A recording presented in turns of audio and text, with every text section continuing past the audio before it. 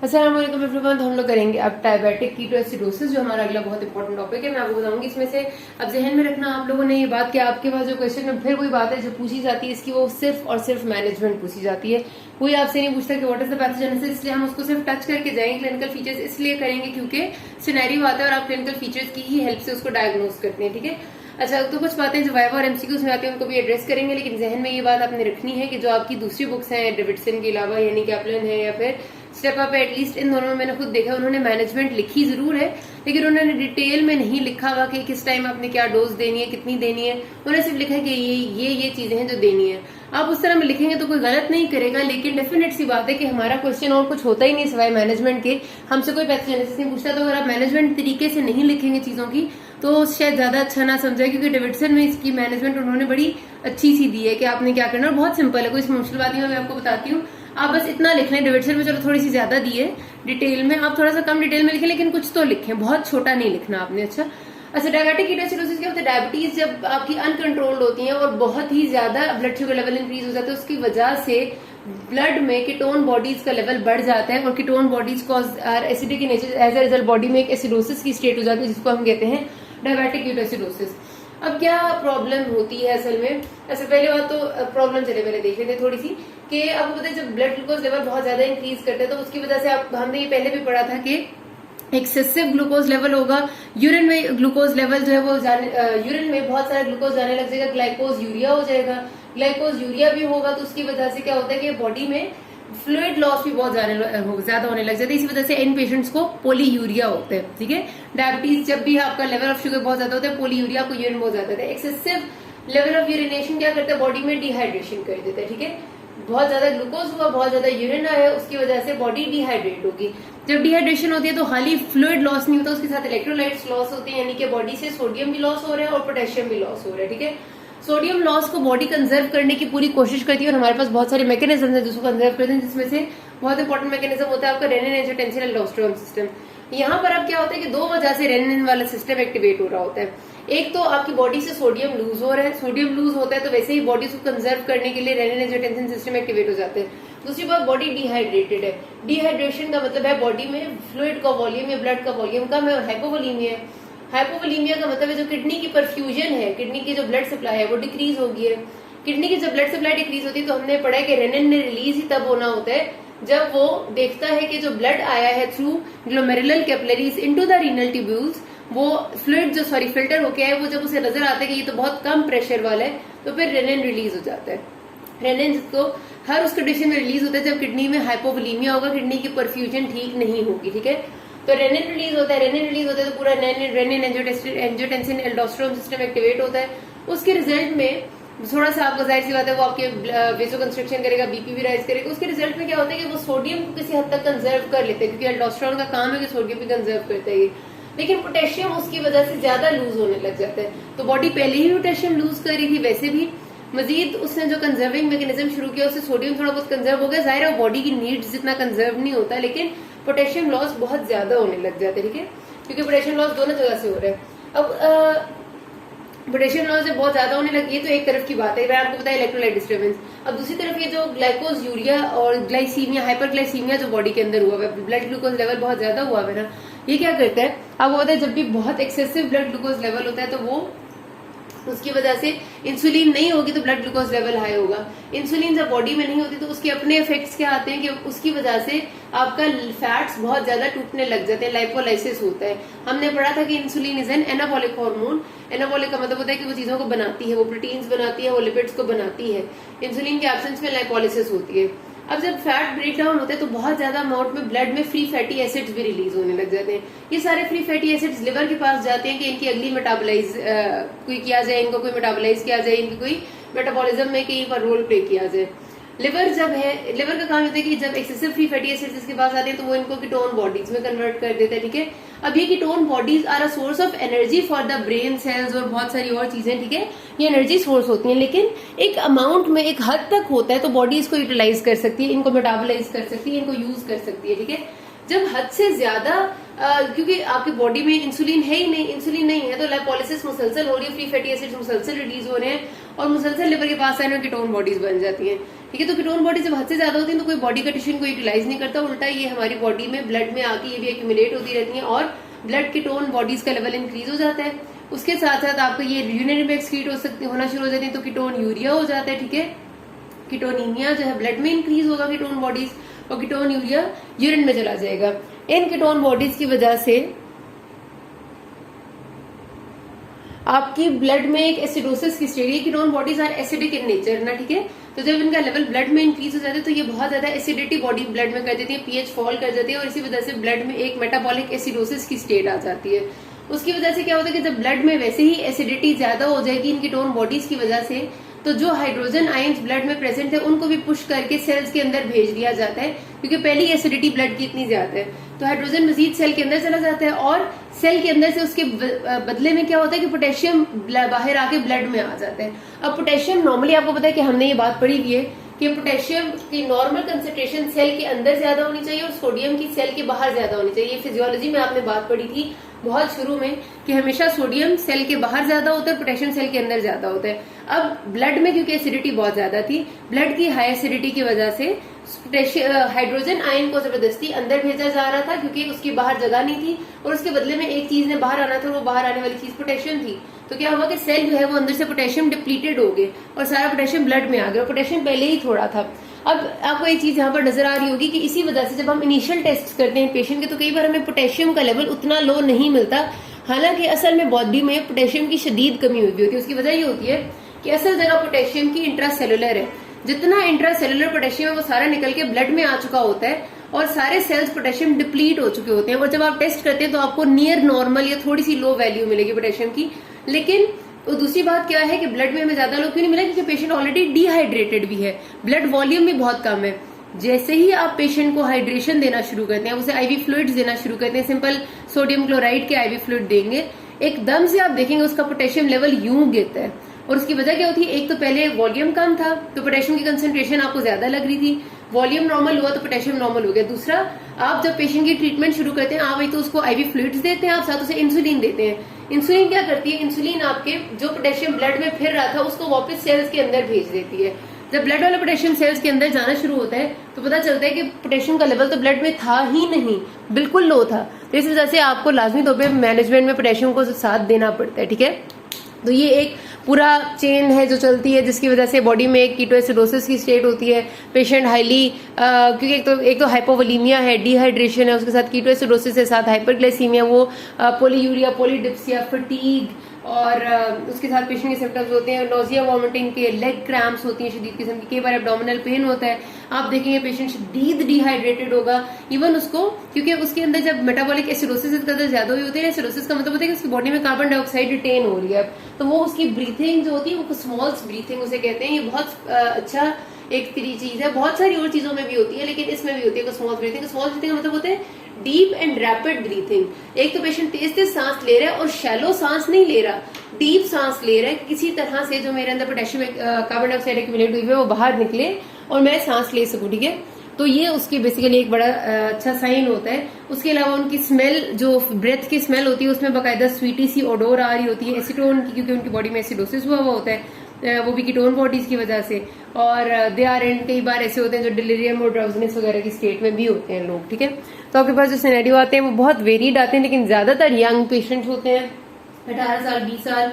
कई बार ऐसे कहते हैं कि found unconscious in the park and she has on examination, वो आपको बता देते हैं कि वो डिहाइड्रेटेड है, हाइपोवोलीमिक है, और उसकी जो वो बताते हैं वो कहते हैं कि पीएच डिक्रीज है, कीटोन बॉडीज पॉजिटिव है, ब्लड ग्लूकोज बहुत ज्यादा है, इस तरह की इन्वेस्टिगेशन। तो कभी कभार जब सिनेरियो आता है तो आता है कि patient presented to you with polyuria, polydipsia, vomiting and nausea for the last जो है वो 2 दिन से, और अभी आपने देखा तो पेशेंट बहुत डिहाइड्रेटेड है। उसकी लैब वैल्यूज अक्सर आपको दी जाती हैं। लैब वैल्यूज में आपको नॉर्मल वैल्यू याद होगी तो आप एबनॉर्मल को अप्रिशिएट करेंगे। नॉर्मल सोडियम इज 135 से 145 मिलीमोल्स या मिली इक्विवेलेंट्स पर लीटर। ठीक है, ये 135 से 145 मिलीमोल्स या मिली इक्विवेलेंट्स पर लीटर। पोटेशियम की नॉर्मल वैल्यू है 3 to 5 मिली इक्विवेलेंट्स पर लीटर। कार्बोहाइड्रेट तो कह रही हूँ, सॉरी। उसके अलावा आपका पीएच तो आपको पता है नॉर्मल 7 के अराउंड होती है, 7.5 और 7.6 इस तरह होती है ब्लड पीएच। ग्लूकोज 200 से हमेशा ज्यादा होगी। कीटोन्स जो है वो पॉजिटिव होंगी, नॉर्मल कीटोन्स तो आपको पता है ब्लड में पॉजिटिव नहीं होती।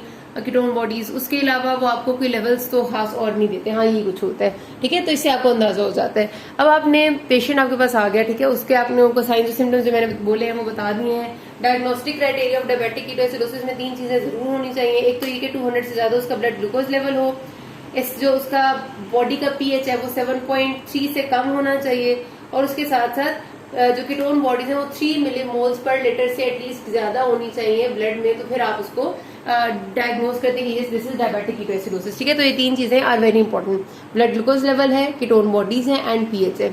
अच्छा, अब आपके पास पेशेंट आ जाते तो आपने उसकी इन्वेस्टिगेशन, एक तो आपने साथ फौरन ही आपने उसकी ट्रीटमेंट स्टार्ट कर देनी होती है। अगर आपको उसकी हिस्ट्री की बेसिस पे नजर आ रहा है कि डायबिटिक कीटोएसिडोसिस हो सकता है, तो आपने उसको एटलीस्ट आईवी इन्फ्यूजन शुरू कर देनी होती है, और आप फौरी तौर पे ग्लूकोज का एक रैंडम लेवल चेक करते हैं तो वो भी आपको पॉजिटिव मिल जाता है, तो आप उसको साथ इंसुलिन भी शुरू करते हैं, ठीक है। उसके साथ आपने जो ड्रग टेस्ट कराने, सबसे पहले आप उसका जाहिर ब्लड लेंगे, वो वीनस ब्लड का सैंपल होगा, उसमें आप उसका ग्लूकोज चेक कराएंगे, बाइकार्बोनेट्स होगा, एसिड बेस्ड है, एंड यूरिया एंड इलेक्ट्रोलाइट्स, यही सबसे पहली इनिशियल चीजें हैं जिससे आप डायबिटिक कीटोएसिडोसिस पता चल जाएगा आपको। एसिड बेस का मतलब आपको ब्लड की पीएच पता चलेगी, बाइकार्बोनेट्स हमेशा इसमें क्योंकि एसिडिक है तो बाइकार्बोनेट्स का लेवल कम हो सकता है, ग्लूकोज का लेवल बहुत ज्यादा होगा 600 500 में, एंड यूरिया इलेक्ट्रोलाइट्स जो है वो डिस्टर्ब हो सकते हैं, ठीक है।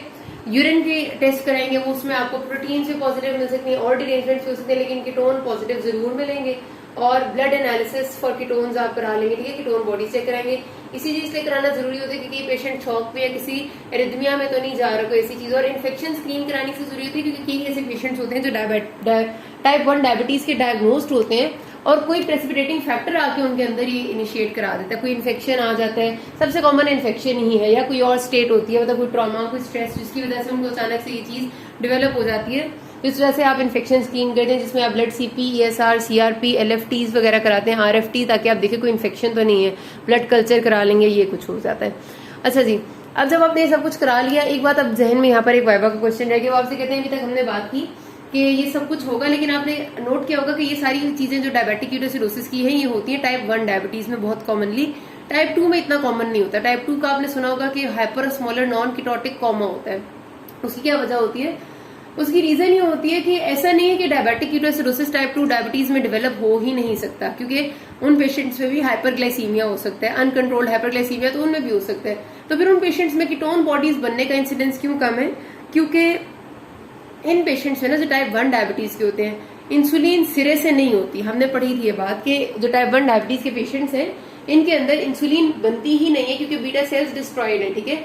जब इनके अंदर इंसुलिन बनती ही नहीं है ना, तो इनके अंदर जब ब्लड ग्लूकोज लेवल राइज करते हैं तो उसके रिजल्ट में इंसुलिन की एब्सेंस की वजह से, क्योंकि इंसुलिन है ही नहीं, तो एकदम से ब्लड ग्लूकोज लेवल राइज करेगा, इंसुलिन की एब्सेंस होगी, लाइपोलिसिस शुरू हो जाएगा, फ्री फैटी एसिड्स और ये सारा प्रोसेस शुरू होगा और रिजल्टेंटली कीटोन बॉडीज बनेंगी। जो टाइप 2 डायबिटीज के पेशेंट्स हैं उनमें जब ये सारा कुछ होगा तो उनकी बॉडी में बेशक हो सकता है उन्हें अपनी ओरल एंटी डायबिटिक ड्रग्स ना ली हो या जो भी वो लेते हैं उनने ना लिया, उनकी बॉडी में हाइपरग्लाइसीमिया जरूर हो सकता है। हाइपरग्लाइसीमिया की वजह से वो जो सारा प्रोसेस है, पोटेशियम का इम्बैलेंस, सोडियम और ये सारे इम्बैलेंस ये जरूर हो सकते हैं, लेकिन कीटोनीमिया उनकी बॉडी में इसलिए नहीं होता क्योंकि उनकी बॉडी में इंसुलिन होती है, ठीक है। इंसुलिन होती है, इस वजह से उनकी बॉडी में इतना सवेयर लाइपोलिसिस नहीं होता, ठीक है। लाइपोलाइसिस का जो प्रोसेस है वो है इंसुलिन डिपेंडेंट, मतलब इंसुलिन होगी तो लिपिड जुड़े रहेंगे, इंसुलिन नहीं होगी तो लिपिड टूटने लग जाएंगे। क्योंकि टाइप 2 डायबिटीज के लोगों में इंसुलिन होती है, बेशक उसका एक्शन रेजिस्टेंट होता है, लेकिन किसी हद तक वो अपना काम कर रही होती है, इस वजह से उनकी बॉडी में इतना ज्यादा ना लिपिड टूटता है, ना फ्री फैटी एसिड बनता है और ना ही कीटोन बॉडीज बनती है। इसीलिए जब ऐसे लोग आते हैं हमारे पास जो टाइप 2 डायबिटीज के, तो उनका कॉमा होता है hyper osmolar non ketotic comma के, उसमें ऑस्मोलैरिटी डिस्टर्ब हुई होती है, पेशेंट डिहाइड्रेटेड होता है, लेकिन कीटोन बॉडीज नेगेटिव होती हैं क्योंकि उनकी बॉडी में इंसुलिन होती है, बेशक रेजिस्टेंट है लेकिन है। इनके पास टाइप 1 वालों के पास इंसुलिन है ही नहीं, इसलिए इनका जो कॉमा होता है वो डायबिटिक कीटोएसिडोसिस वाला होता है, ठीक है। ये डिफरेंस है, आपने वाइवा का क्वेश्चन होता है इसको जवाब देना होता है। अब मैनेजमेंट के लिए आपने क्या करना है, सबसे पहले पेशेंट आपके पास आया तो आपने उसको आईवी लाइन मेंटेन करनी है, जरूरत पड़े तो आपने एनजी ट्यूब और फॉलिस कैथेटर पास करने हैं, लेकिन नॉट नेसेसरीली, ठीक है। कई ऐसे लोग होंगे जो कि डायबिटिक कीटोएसिडोसिस के होंगे लेकिन आपकी क्लिनिक में खुद आराम से चल के आए होंगे, मतलब कई ऐसे होंगे जो बिल्कुल कॉमा की स्टेट में आएंगे, तो इस वजह से there is a wide difference between the scenario. तो डिपेंडिंग अपॉन द कंडीशन आपने करनी है, लेकिन जो करनी मैनेजमेंट वो ये है, बेहतर है कि आप इसी ऑर्डर में लिखें जैसे उन्होंने डेविडसन में लिखा, ये ज्यादा अच्छा तरीका है कि आपने सबसे पहले 1 घंटे में क्या करना है, फर्स्ट आवर में 0 से 60 मिनट्स में, फिर 60 मिनट्स से लेकर 6 आवर्स में अगले जो 5 घंटे होंगे पहले घंटे के बाद, उसमें आपने क्या करना है, फिर उससे अगले 6 घंटे में क्या करना है, फिर अगले 12 घंटे में क्या करना है। बहुत सिंपल सी बातें हैं, ठीक है। देखिए, सबसे पहले पेशेंट आएगा, आईवी लाइन मेंटेन करें, उसको ब्लड लेके इनिशियल जो भी सारी इन्वेस्टिगेशन है सारी इनके लिए भेज देंगे आप, और आप स्टार्ट करेंगे उसे 0.9% सोडियम क्लोराइड आईवी इन्फ्यूज करना, ठीक है। अगर पेशेंट का ब्लड प्रेशर आपने उसी वक्त मॉनिटर किया है, आप सारे बीपी पहले चेक करेंगे, अगर उसका सिस्टोलिक बीपी 90 से ज्यादा है, सपोज पेशेंट प्रेजेंटेड विद 100/70, ज्यादातर इतना ही होता है, 90/70 या 90/60 इस तरह तक है, तो फिर आपने क्या करना है कि अगर उसका 90 से ज्यादा है तो 0.9% NaCl 1 घंटे में आपने 1 लीटर दे देना है पेशेंट को, ठीक है। 1 लीटर 1 घंटे में देंगे। लेकिन अगर उसका बीपी सिस्टोलिक ब्लड प्रेशर 90 से भी कम है, मतलब पेशेंट 80/50 वाली कंडीशन पे आया हुआ है, तो फिर आपने 0.9% NaCl जो आप 1 लीटर 1 घंटे में देने के बजाय आप पहले 500 ml देंगे, जो आप 10 मिनट के अंदर देंगे, ठीक हो गया। ये 1 लीटर तो आपने 1 आवर में देना था ना, पूरे 60 मिनट्स में। अब आप क्या करेंगे, अगर पेशेंट का बीपी बहुत कम है तो आप 500 ml लेंगे इसमें से, और वो 10 मिनट्स के अंदर पहले तेजी से इन्फ्यूज करेंगे और फिर बीपी चेक करेंगे। एकदम बीपी थोड़ा बेहतर होगा तो फिर जो बाकी होगा उसको आप आराम आराम से इन्फ्यूज करेंगे, अगले 1 घंटे में 1 लीटर और दे देंगे, ठीक हो गया। तो ये थोड़ा सा बीपी के साथ जाता है। उसके बाद आपने दूसरी काम करना है कि आपने इंसुलिन शुरू करनी है। इंसुलिन क्या होती है जी, 50 यूनिट्स आपने ह्यूमन सॉल्युबल इंसुलिन के लेके उनको आपने 50 ml 0.9% सोडियम क्लोराइड में डाइल्यूट करके उसका सोल्यूशन बनाना है और आईवी लाइन से देना शुरू करनी है, ठीक है। ये इंपॉर्टेंट है, आपने इसको सबक्यूटेनियस वाले हिसाब अब कोई भी नहीं है, आईवी लाइन से देंगे 0.1 यूनिट्स पर KG body weight per hour के हिसाब से। 1 घंटे में दे रहे हैं 0.1 यूनिट्स पर केजी बॉडी वेट, ठीक है, होने चाहिए। अगर पेशेंट है आपका 60 केजीज का तो 0.1 यूनिट मल्टीप्लाई बाय 60 कर लें तो ये ऑलमोस्ट आपके 6 यूनिट्स बन जाते हैं, ठीक है। आईवी लाइन से आप देंगे पेशेंट को और शुरू करेंगे। और अगर उसके साथ आपने पता करना है कि पेशेंट अगर पहले से कोई सबक्यूटेनियस इंसुलिन ले रहा होता है, ठीक है, हो सकता है कि पहले का डायग्नोज पेशेंट हो जो सबक्यूटेनियस इंसुलिन लेता हो, तो वो आपने उसका इंसुलिन रेजिमेंट साथ जारी रखना है जो उसका अपना वाला था, ठीक है। ये आपने शुरू का काम किया और उसके बाद आपने एक मॉनिटरिंग शेड्यूल बना लेना कि मुझे इतनी देर में क्या क्या चीजें मॉनिटर करनी है। उसमें यह कि हर घंटे में आपने पेशेंट की ब्लड ग्लूकोज और ब्लड कीटोन बॉडीज को मैंने देखना है, चेक करना है, हर घंटे बाद उसका सैंपल जाएगा, ठीक है। उसके साथ साथ उसकी ब्लड की पोटेशियम लेवल्स और इलेक्ट्रोलाइट्स हर 4 घंटे बाद चेक होने चाहिए। ये आपका मॉनिटरिंग शेड्यूल होता है जो आप बना लेते हैं। तो ये होती है आपके पहले घंटे की ट्रीटमेंट। उसके बाद फिर आता है आपका कि जब 60 मिनट्स गुजर जाते हैं देन आपने सोडियम क्लोराइड आईवी तो जारी रखना है, और इस तरह से आपने जारी रखना होता है कि अगला 1 लीटर आप 2 घंटों में देते हैं, उसके बाद एक और लीटर अगले 2 घंटों में देते हैं, और फिर आप ड्यूरेशन बढ़ाते जाते हैं। फिर अगला जो 1 लीटर होता है वो आप 4 घंटों में देते हैं, ठीक है। उसके बाद अगला 1 लीटर फिर 4 घंटों में देते हैं, फिर ड्यूरेशन मजीद बढ़ा देते हैं, फिर 1 लीटर 6 घंटों में देते हैं। इस तरह आप आहिस्ता आहिस्ता आहिस्ता ड्यूरेशन बढ़ा रहे होते हैं, ठीक है। तो ये आप बढ़ाते ही जाते हैं। लेकिन अब क्या करेंगे कि अब आपने पेशेंट को साथ KCl एडेड सोडियम क्लोराइड देना है, क्योंकि अब आपने साथ पोटेशियम को भी आपने रिप्लेनिश करना है। पोटेशियम फौरन से रिप्लेनिश क्यों नहीं किया जाता, क्योंकि एकदम अगर आप पोटेशियम रिप्लेनिश करते हैं ना तो उसका हार्ट पे नेगेटिव इफेक्ट आ सकता है। इसलिए जो पहले तक आपने देखा है पहले घंटे में हमने पोटेशियम नहीं दिया पेशेंट को, हमने खाली सोडियम क्लोराइड दिया, उससे क्या होगा, बॉडी का पोटेशियम ड्रॉप जरूर करेगा और आपने उसे मॉनिटर करना है। अगर वो आपका पोटेशियम 3 से कम हो जाए, 3 से 5 आपकी नॉर्मल रेंज है पोटेशियम की, 3 से कम हो जाएगा तो आपने पहले घंटे में ही साथ पोटेशियम ऐड कर देना है। लेकिन अगर आपका पोटेशियम 3 से 5 के दरमियान में रह रहा है, कोशिश करना है इधर तक ही रखें तो ठीक है। और जब दोबारा भी आप देना उसे शुरू करेंगे पोटेशियम क्लोराइड, तो आपने हर 2-2 घंटे बाद पोटेशियम को साथ साथ मेजर करना है। अगर कहीं भी उसका पोटेशियम 5 से एक्सीड करता है तो आप पोटेशियम रोक देंगे या डिक्रीज करेंगे डोज को, ठीक है। 3 से 5 मिलीमोल्स पर लीटर के दरमियान में होना चाहिए। और उसके साथ कई बार ऐसा होता है कि पेशेंट्स का हाइपोग्लाइसीमिया डेवलप करने लग जाते हैं इंसुलिन की वजह से। तो अगर ऐसा हो तो आपने उनकी इंसुलिन रोके बगैर हाल ही क्या करना है कि 10% ग्लूकोज सोल्यूशन दे देना है उन्हें, ठीक है। इंसुलिन का रेजिमेंट आपने जारी रखना है, लेकिन 10% ग्लूकोज आप दे देंगे। अगर उनकी ग्लूकोज जो है वो 252 मिलीग्राम्स पर डेसीलीटर से कम होती है, तो 250 से कम अगर शुगर होगी तो आप उन्हें ग्लूकोज साथ दे देंगे। और उसके साथ आप उनकी बाकी जो मेजरमेंट्स हैं वो मॉनिटरिंग वो जारी रखेंगे। उसके बाद 6 से 12 आवर्स में आपने क्या करना है कि उसी तरह से continue IV fluid replacement, continue insulin replacement, continue to monitor the fluid insulin and electrolyte levels, ठीक है, एंड अवॉइड हाइपोग्लाइसीमिया। बस यही कुछ है। फिर 12 से 24 आवर्स में आपने क्या करना होता है, अब तक आपका पेशेंट जो है वो कीटोएसिडोसिस से बाहर निकल आना चाहिए। बॉडी के उसके ब्लड कीटोन्स का लेवल 0.3 से कम हो जाना चाहिए, जो हमने कहा था शुरू में कि डायग्नोस्टिक क्राइटेरिया है, ठीक है। उससे कम उसके ब्लड कीटोन्स का लेवल अब तक हो जाना चाहिए, और उसकी ब्लड का जो बाइकार्बोनेट का लेवल है वो भी नॉर्मल हो जाना चाहिए। अभी भी आपने इंसुलिन जो आईवी आप दे रहे थे वो कंटिन्यू रखनी है, और साथ अब आपने कोशिश करना है कि पेशेंट सबक्यूटेनियस इंसुलिन पे शिफ्ट हो जाए तो आपने उसका सबक्यूटेनियस इंसुलिन का रेजिमेंट देना है और उसके आधे घंटे बाद आपने आईवी इंसुलिन आहिस्ता आहिस्ता बंद कर देनी है, ठीक है। ये बात आपने लिखनी है 12 से 24 आवर्स में। और बाकी जो चीजें मैंने आपको बताई थी एडिशनल में कि अगर वो उसको जरूरत है और वो इनकॉन्टिनेंस है, उसे यूरिनरी या फिर वो यूरिन बिल्कुल पास नहीं कर रहा इतने टाइम में भी, बल्कि पहले 3 घंटों में अगर उसने यूरिन पास नहीं किया जब वो आपके पास आए उससे लेकर 3 घंटों में, तो आप उसको फोलीज डाल देंगे। अगर आपको लग रहा है कि मुसलसल वॉमिट हो रही है तो आप उसे एनजी ट्यूब डाल देंगे।